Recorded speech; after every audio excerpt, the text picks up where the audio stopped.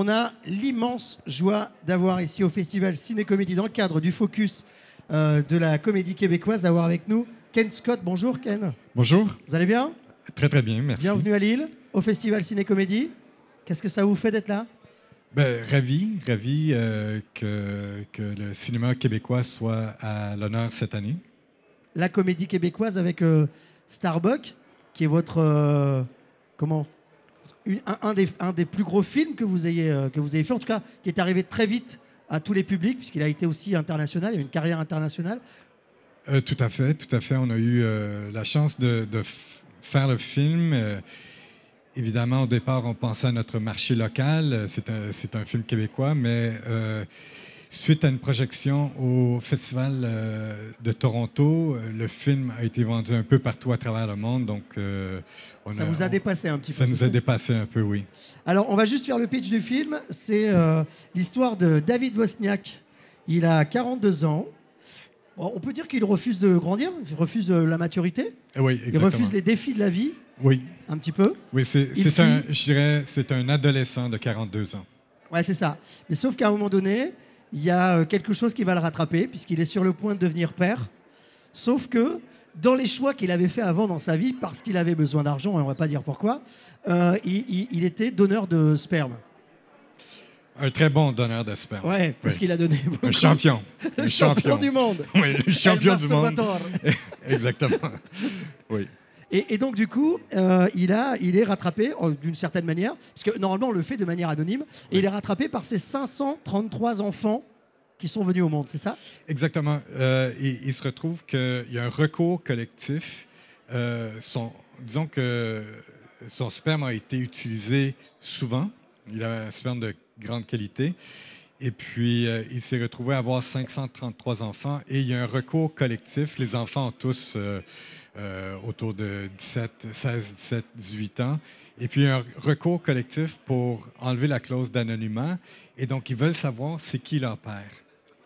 Et lui, finalement, il va se donner comme pour mission de tous les retrouver, sans leur dire qu'il est leur père d'ailleurs. Oui. Et c'est là que ça devient très drôle. Et là, ça devient touchant, parce qu'il va être face à plein de personnalités différentes et il va se rendre compte de ce que c'est qu'être père finalement. Oui, tout à fait. Il y a beaucoup d'ironie dans le film parce que juste au moment où sa copine lui annonce qu'elle est enceinte et qui se pose beaucoup de questions sur le fait que, bon, est-ce qu'il serait capable d'être un père, etc. Il reçoit cette nouvelle où il est le père, en fait, pas d'un enfant, mais de 533 enfants. Donc, il y a beaucoup d'ironie dans toute la situation. Ouais, c'est ça. Alors qu'elle, elle le croit pas prêt à avoir un enfant, et lui, il est déjà papa de 533 enfants. Oui. Et il se prend ça en pleine figure. Il se prend ça en pleine figure, et évidemment, il devient curieux. Il veut pas s'impliquer, il veut pas être le père de ses 533 enfants, mais il est quand même curieux, c'est ses enfants. Il est le géniteur de ses enfants, donc il fait l'effort d'aller les espionner en quelque sorte, et tranquillement, il se prend au jeu, et il se laisse intéresser. Il ouvre enfin son cœur et il se laisse un petit peu porter. Tout à fait. Moi, j'ai l'impression que c'est une histoire qui était arrivée il y a quelques temps. J'avais entendu un truc d'un fait divers, je crois, où il y avait eu quelqu'un...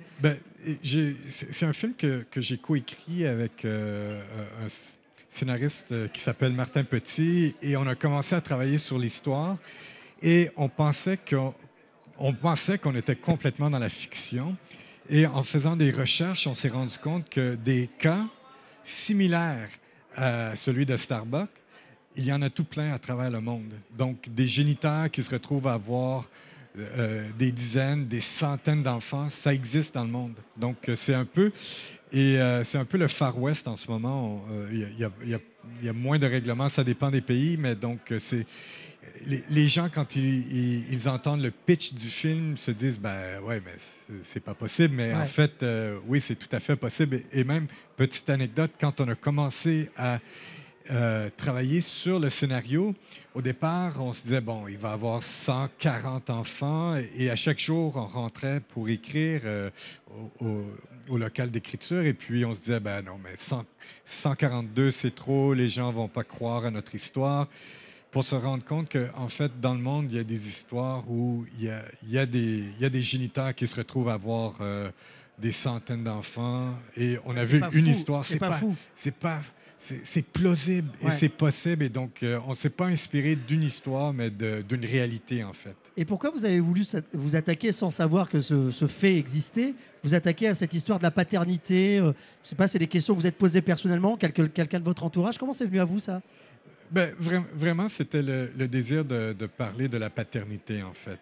Et c'est ce que j'aime faire comme cinéma, c'est-à-dire de faire de la comédie, mais de faire des films où il y a une histoire, mais aussi où on approfondit une thématique à travers l'histoire. Et puis, donc, cette idée de parler de la paternité à travers un père qui se retrouvait à avoir 533 enfants, c'était évidemment une source de drame, mais aussi une source de comédie. De comédie, et la comédie, vous connaissez, parce que vous faisiez partie des Bizarroïdes, un humoriste connu au Québec et qu'on a la joie d'avoir avec nous aujourd'hui pour le film Starbuck. Starbuck, voilà. Merci beaucoup d'être venu nous voir. Et on présente aussi La Grande Séduction que j'ai scénarisé aussi durant le festival. Merci beaucoup, Ken. Merci à vous. Merci. Métropolis. Métropolis.